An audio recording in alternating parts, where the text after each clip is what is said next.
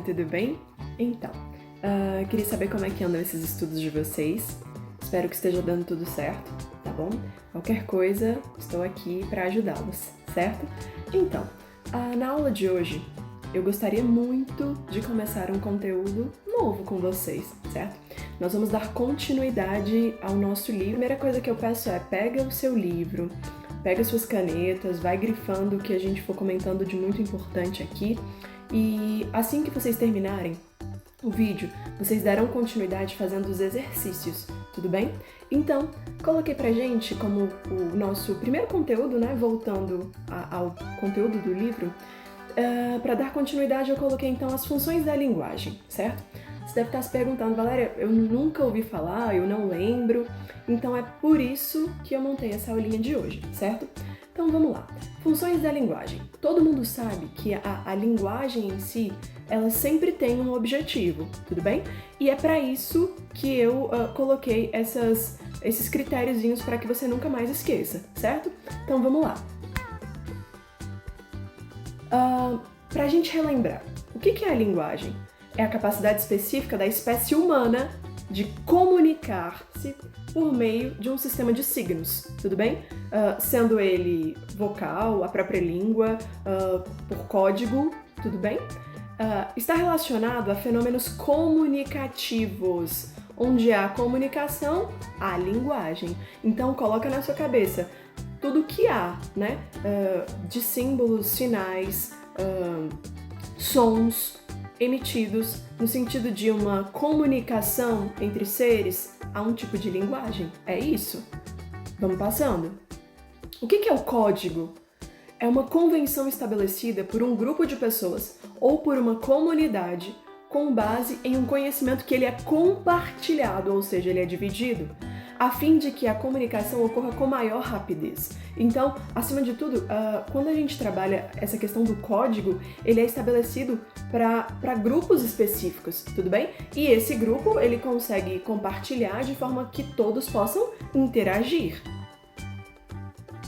Os elementos da comunicação. Isso daqui é muito básico, certo? Para que haja comunicação, o que eu vou precisar? Eu preciso do emissor, também conhecido como remetente, ou seja, aquele que manda, né? Ele emite. E eu tenho também o receptor, conhecido como destinatário. É aquele que o quê? Que recebe.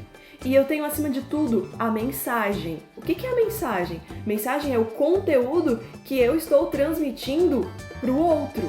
E, acima de tudo, eu tenho o canal de comunicação, que é o meio que eu uso para transportar a minha mensagem. Eu tenho o código. O que é o código? É o conjunto dos signos que estão indo na minha mensagem. E eu tenho o contexto, também conhecido como referente, que é tudo aquilo que está relacionado à mensagem. Então, eu coloquei para você tópicos que são básicos que você não pode esquecer.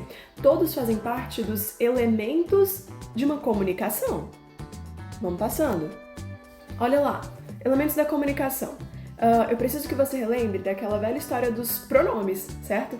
Que você tem a primeira pessoa, a segunda pessoa e a terceira pessoa. Então você tem a primeira pessoa, o emissor. Você tem a segunda pessoa, o receptor. E você tem uma terceira pessoa, que é sobre o que nós estamos falando, que eu chamei de quê? De referente. Acima de tudo, é de quem se fala, certo? E aí eu coloquei para você o esqueminha, vamos lá.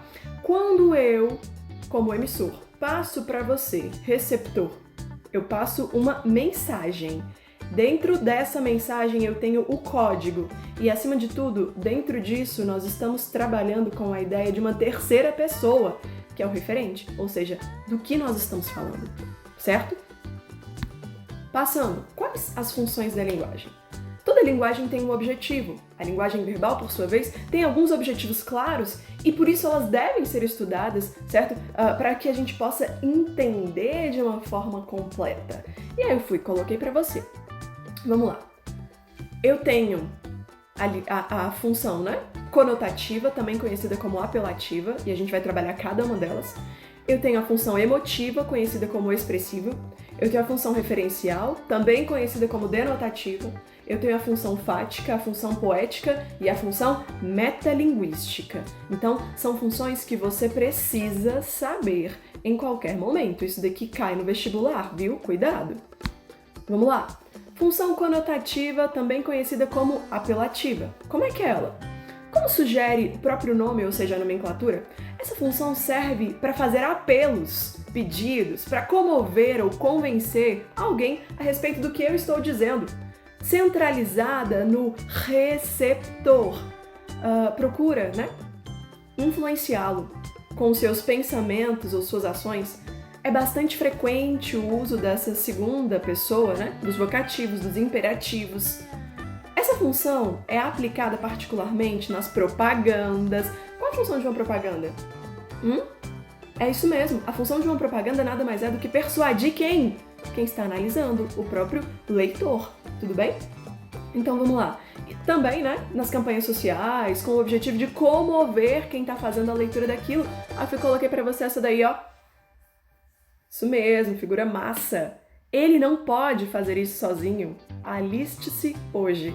Cara, tá querendo falar com quem? Contigo, né? Sobre a questão do alistamento, que essa figura, né, que geral conhece, não consegue fazer tudo sozinho, tudo bem? Que acima de tudo ele precisa de ajuda, então ele tentou te lançar aí, te persuadir de todas as formas, tudo bem? Para que você vá lá e se aliste. Olha o próximo. Função emotiva, também conhecida como expressiva. É centralizada no emissor. Como o próprio nome já diz, tem o papel de exprimir emoções, impressões pessoais a respeito de determinado assunto. Por esse motivo, ela normalmente vem escrita em primeira pessoa. Os textos que mais comumente se utilizam desse tipo de linguagem são as cartas, as poesias líricas, as memórias, as biografias, entre vários outros, tá? Aí, olha só, coloquei pra você poeminha da Cecília Meirelles, eu canto porque o instante existe, e a minha vida está completa, não sou alegre nem sou triste, sou poeta. E por aí continua, só coloquei pra você um exemplo de um poema da Cecília, tudo bem? Que indica essa função, tá? Olha o próximo, função referencial ou denotativa. Contrariamente à emotiva, esse tipo de linguagem é centralizado no referente do que se fala. Como o seu foco é o de transmitir a mensagem da melhor maneira possível, a linguagem é utilizada de forma objetiva, recorrendo a conceitos gerais, vocabulário simples e claro, objetivo, claro, conciso, ou, dependendo do público-alvo, vocabulário que melhor se adequa a ele. Há uma prevalência do uso da terceira pessoa, o que o torna ainda mais impessoal. Cara, olha isso! Você tem o contrário, é o oposto da linguagem emotiva. E vamos lá, os textos que normalmente fazem uso disso é qual? Os jornalísticos e os científicos, certo? Olha lá, coloquei pra você aí o jornalístico. Estado não tem sistema de alerta contra catástrofes. E acabou, é totalmente impessoal isso. E ele vem falando sobre a notícia em si. É objetivo, é claro e conciso. Função fática. Vamos lá, centraliza-se no canal. Tem o objetivo de estabelecer um contato, prolongar a comunicação ou testar a eficiência do canal, não necessariamente com um assunto aparente. Cara, isso daqui é uma coisa muito engraçada porque a gente trabalha aqui a função mesmo desse entrelaçamento, né? Entre quem fala, quem escuta e a mensagem que está sendo passada. Então é utilizado o quê? Em saudações, cumprimentos do dia a dia, expressões, né, utilizadas comumente. Aí coloquei pra você aí, tirinho do Calvin. Oi, eu, Calvin. Como vai? Então ele busca o quê? Uma comunicação, uma forma mais tranquila, mais, né, relacional entre os dois, certo? Ele cria um relacionamento, busca uma intimidade entre os dois. Função poética é aquela, né, centralizada na mensagem, revelando recursos imaginativos criados pelo emissor. Caracteriza-se basicamente pelo uso de linguagem figurada, ou seja, não é do mundo real das coisas, metáforas e demais figuras de linguagem, rima. É semelhante à linguagem emotiva, sendo que não necessariamente revela sentimentos ou impressões a respeito do mundo. Como pode-se constatar, essa função é aplicada em poesias, né? Músicas e algumas obras literárias. Tá aí a função poética. E aí eu coloquei para você, né, esse poeminha, que ele é analisado de uma forma como se fosse um espelho da própria palavra, certo? Função metalinguística. Vamos lá. É aquela centralizada no código, usando a linguagem para falar dela mesma, tá? E a função, o que é uma metalinguagem? É a própria linguagem dar o significado dela mesma. Então vamos lá de novo, é aquela centralizada no código, utilizando a linguagem para falar sobre ela. Então ela traz o significado dela mesma. Essa, né? Última função está presente principalmente em dicionários. O que o dicionário faz? Qual a função de um dicionário? Ele tem a função de trazer o significado de palavras. Acabou. Caracteriza-se por trazer consigo uma explicação da própria língua. Pode ocorrer também em poesias, obras literárias. Olha o exemplo que eu coloquei para você. Atenção! As extremidades desta placa, peraí, eu tô mostrando para você uma placa. E na própria placa, ela vem falando de quem? Dela mesma. Acabou. Isso é uma metalinguagem. A placa falando sobre a função dela mesma. Então, é a linguagem falando sobre ela mesma. Acabou. Continuo. Atenção! As extremidades desta placa podem cortar ou machucar a mão. Não passe a mão nas bordas. Nas bordas de quem? Da própria placa, certo? Aí coloquei pra você, pra gente finalizar, o esqueminha. Você tem o emissor como função emotiva, o receptor como função conotativa, você tem a mensagem, você tem o canal, você tem o código e você tem o quê? O referente, certo? Galerinha, o que eu peço pra você agora é pra você dar continuidade ao exercício, tudo. Pega essa explicaçãozinha.